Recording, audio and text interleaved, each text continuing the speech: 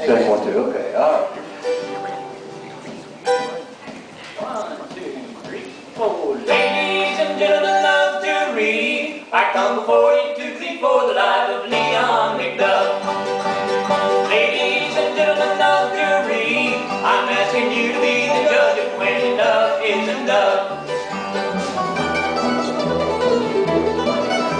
Now Leon McDuff has worked on his daddy's farm every day since the day that he was born. Plowing in the field and hoeing in the garden, helping to pick the cotton and the corn.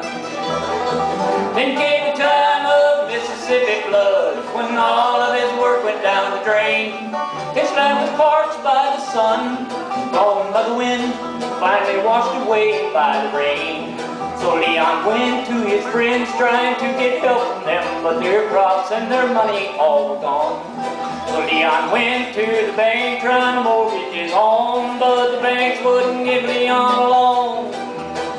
Could not decide how his family could survive with no crops and no money to buy food. And as he struggled with his hands trying to rework his land, a notice came and said your land taxes due. Ladies and gentlemen of the jury, I come before you to plead for the life of Leon McDuff. In an air-conditioned office on the other side of town, there sat a government official with a frown. Seems he'd been trying all week long to find land to build a summer home, but cheap river land could not be found. And in the middle of his gloom, his boss walked in the room. He said, I've got some real good news for the house you planned. See, there's a farmer who's so poor, and his luck has gone so sour, he'll never pay the taxes on his land. So you just wait a week or two, till the money's overdue, then go to the cashier down the hall. Hold this deed in your hand, pay the taxes on his land, and have the sheriff give Leon McDuff a call. You can tell Leon the last day of July, 'cause his taxes on his land are overdue. Tell him he's gotta move away, 'cause his taxes are not paid, and then all that river land belongs to you. Same air-conditioned office. About a week or two, here comes the sheriff saying, I got bad news. That old Leon McDuff knows he's had bad luck. He says he'll try to get the money, but he won't move.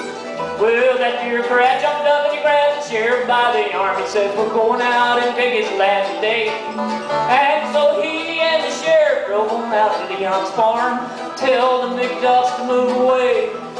There stood Leon on his land with a shotgun in his hand. His eyes were narrow beneath the brim of his hat. He said, I've worked hard on this land as a boy and as a man. I'll lose it now to no dang bureaucrat. Well, that bureaucrat got mad and he grabbed the gun in Leon's hand, and the struggle and explosion cracked the air. And when the smoke and dust had cleared and the ringing left their ears, Sheriff, he lay dying on the ground. Sheriff, he lay dying on the ground.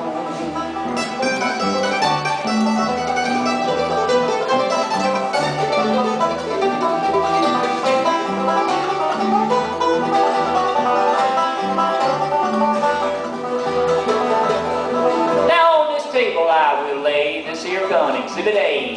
There's 2 sets of fingerprints you can't even see. Other hands were here, none perceived an eye or ear to help trigger off this morbid tragedy. And now to me it's still unclear what really caused the problem here. There's just too much you got to know before you know enough. And though we can't find out today just where all the guilt should lay, it shouldn't be on Leon McDuff. Ladies and gentlemen of the jury, I come before you to plead for the life of Leon McDuff. Ladies and gentlemen of the jury, I'm asking you to be the judge of when enough is enough. It's just about enough.